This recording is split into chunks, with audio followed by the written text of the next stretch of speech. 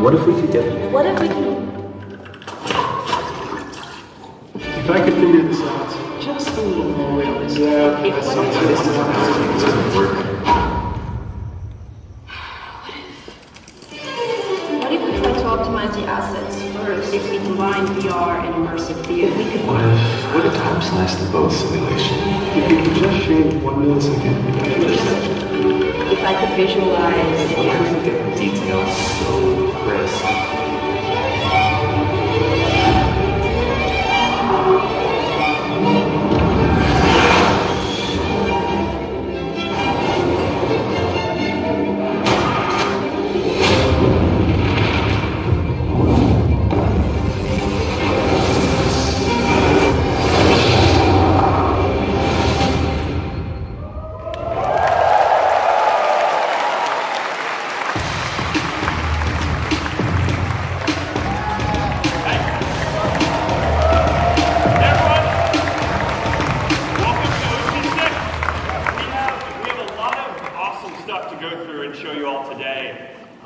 But first, I wanted to start off by, I've been saying for a while that we think that augmented and virtual reality are going to be the next major computing platform. And I just want to start off by talking for a little bit about why.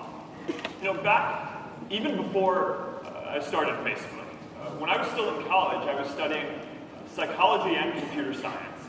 Right? Because for a lot of us here, it's not just about building technology. It's about building technology that works the way that we do.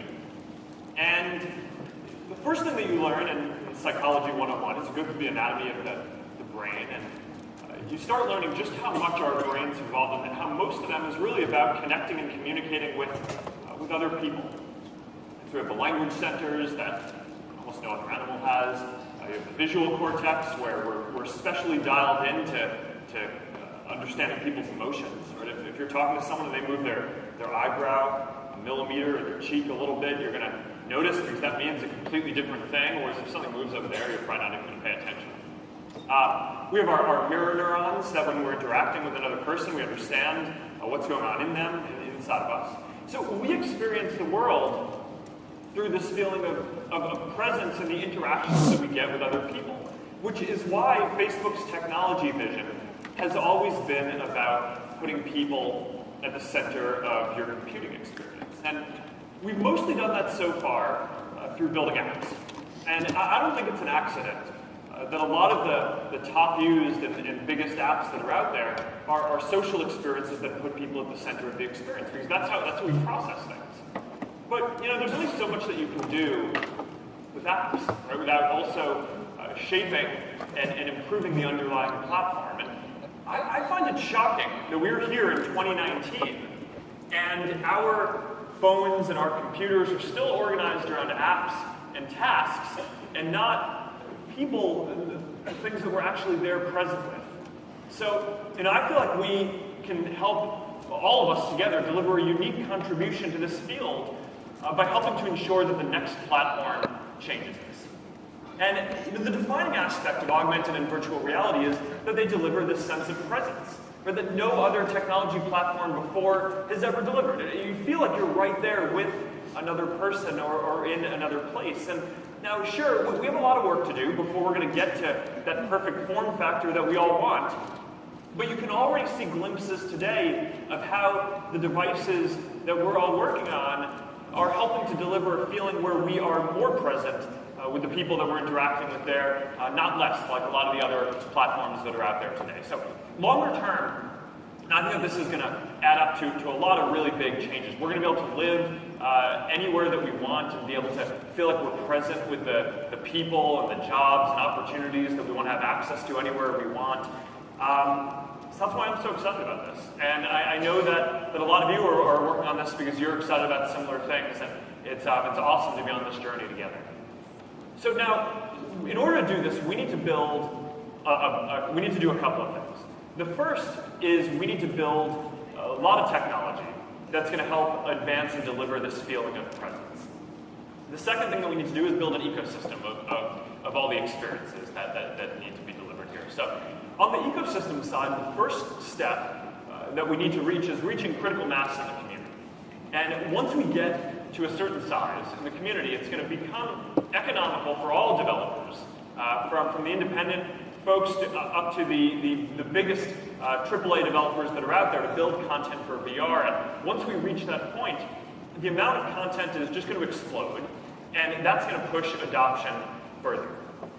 So in getting there, Quest is off to a great start. It's only been on sale for about 4 months now, and we are selling them as fast as we can make them. But even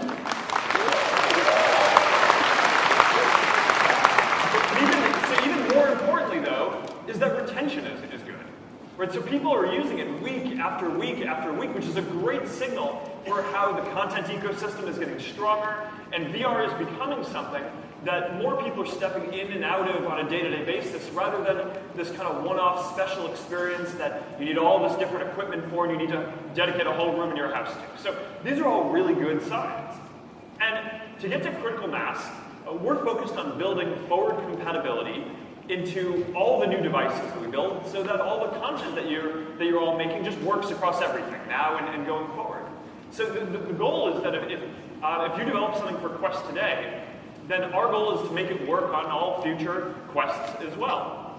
And that means that when you buy a Quest, that you're not just buying something that's going to be locked in time, that as all the new content is built for the future, it's going to get better. And also, as we deliver major software updates, the platform is also just going to dramatically improve. And that's going to be a big theme of what we want to talk about today. But of course, the biggest part of this depends on all the awesome stuff that you're building. So we need to build an ecosystem that supports all of you, which is why I am proud to share the news that as of today, people have bought more than $100 million of content in the Oculus store.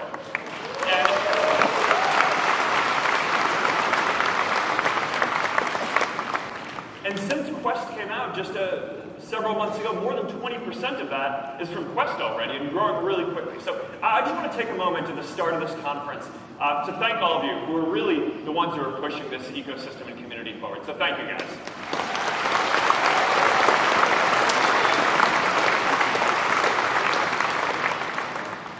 All right, so the experiences that you're all building for Rift are as good as it gets in VR. But right now, when you build something for Rift, that library of content isn't available to people who are on Quest. So, we've been looking at what we can do here. And we want to, so the first thing that we want to announce today is we've been looking at how we can make this possible. So where we've made a major software update, and we have a new product that we're calling Oculus Link, that is going to make it so that if you have a gaming PC and a USB-C cable, you're now going to be able to run all the Rift content on your Quest.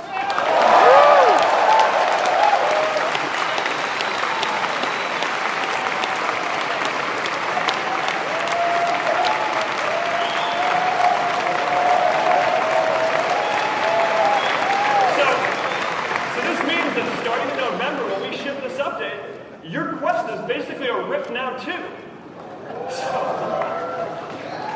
Now this is going to work with most USB-C cables that are out there. You don't have to buy ours, but we've also designed a dedicated cable that's going to maximize the throughput here. It's going to charge your Quest if your PC supports that too, and it's long enough that it makes sure that it provides you with maximum flexibility and freedom of movement. So you're going to want to check this out. We're shipping it in November, and we're really excited to get this out there. So that's one major software update that we wanted to talk about. But I want to move on to another one that's about to make your Quest a lot better too. So a lot of the technologies that we're working on here are foundational, not just for virtual reality, but also for the future of what we want to do with augmented reality too. And one of the really foundational things that we feel like we want to improve and make a lot better is input. Because in the future, you're going to be able to interact with digital objects with your hands, or just as naturally as you can with physical objects in the world. Now, I'm sure that a lot of you remember the first time that you tried out touch controllers, right? How awesome it was. You're just able to look down in virtual reality and reach out and grab something, or throw it, and do something with it. And it really just added this whole element to the experience. But as soon as we made that possible, it immediately opened up this bigger question, which is, okay, how can we do even better? How can we make it so that instead of having to use hand controllers, we can just use our hands? And I'm excited to announce that early next year, we're launching hand tracking on Quest. All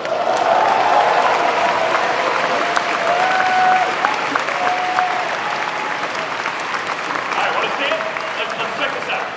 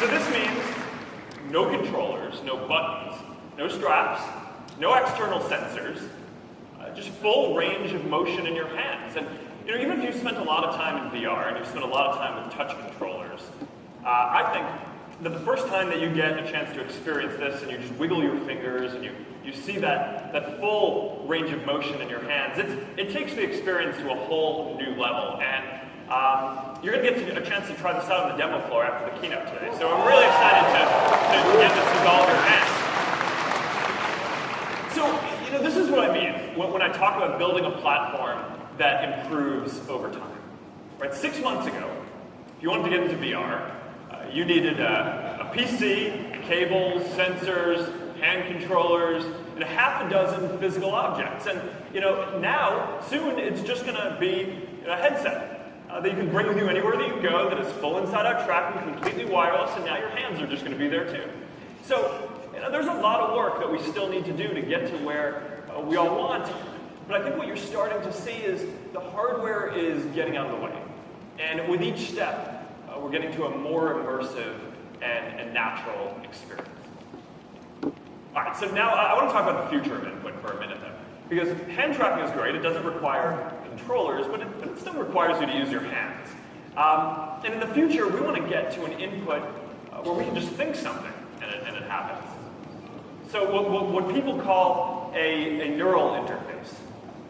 And earlier this week, we announced that the Control Labs team will be joining us.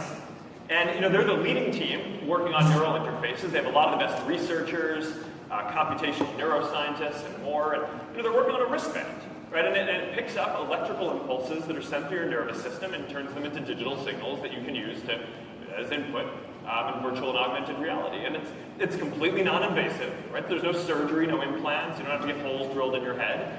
It's just a wristband. And so it gives you the sensation of being able to interact with digital objects just by thinking. And this is clearly early, right? It's gonna be a number of years before this gets into any of the products that we're shipping, but it works. And they have a dev kit that they're shipping already now. And now that the Control Labs team is going to be joining our Facebook Reality Labs team that works on augmented and virtual reality, we're going to invest and make sure that this is a foundational part of the input for the next computing platform. And I'm really excited about this one, so I just want to talk about it for a few minutes today. All right, so the last thing that I want to talk about up front today is delivering a social experience in VR.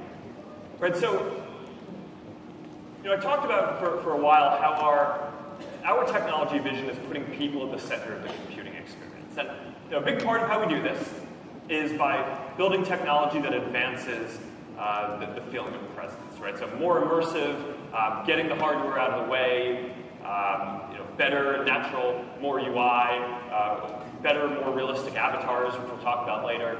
So that's one part of it. The other part is basically building the software experiences that put people in the center of the experience. And, that's kind of our bread and butter as a company, right? We build a lot of the best social experiences for phones and for computers, and we want to do this in virtual reality as well. So great social experiences usually aren't just a place where you interact, right? They give you the ability to define the space around you. And so we've been working on something that does this in virtual reality. It's kind of a virtual reality take on this. And we've been working on this for a while, and today we want to announce an experience that we've been working on called Horizon. And in Horizon, you are going to be able to build your own worlds and experiences. You're going to be able to play games, you're going to be able to explore, you're going to be able to hang out with your friends, and of course meet new people. And because everyone is going to be able to create their own spaces and experiences within it, Horizon is going to have this property where it just grows and expands and gets better and better over time as we focus on building this out for many years to come. So let's take a look at this. Beyond our world, there's another world. And it's right here, on my face. Welcome. This is Horizon. Think of me as your guide / self-appointed spokes avatar, here to show you around. Horizon is filled with possibilities. You can play stuff, make stuff, fly stuff. Wow! Really love the stash, Stuart. What up, Stuart? Wait, I want a mustache.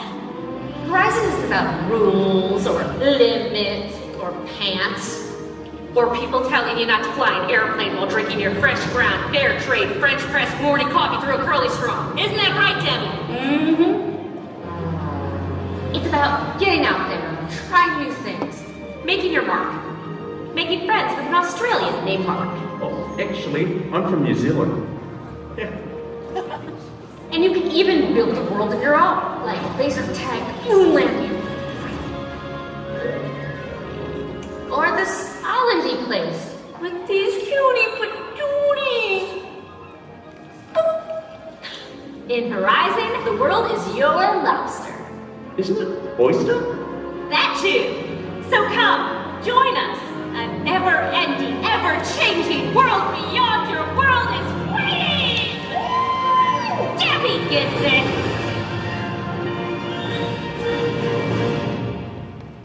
Wow.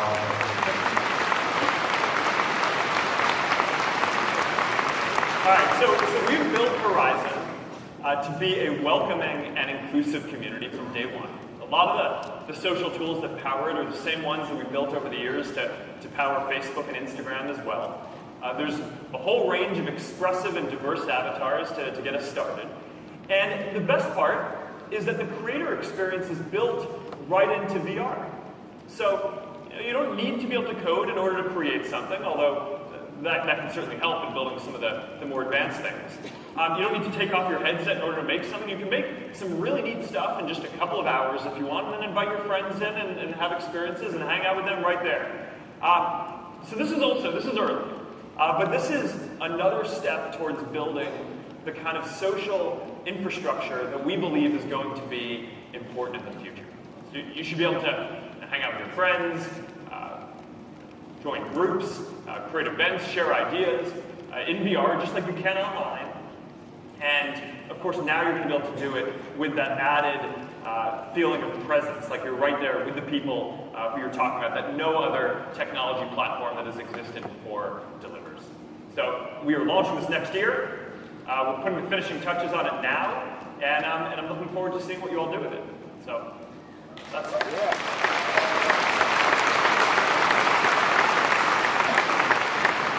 All right, so in a lot of ways, it's kind of hard to believe that this is only our 6th Connect, right? Because it's pretty amazing how far the technology and how far our community have come in just a short number of years.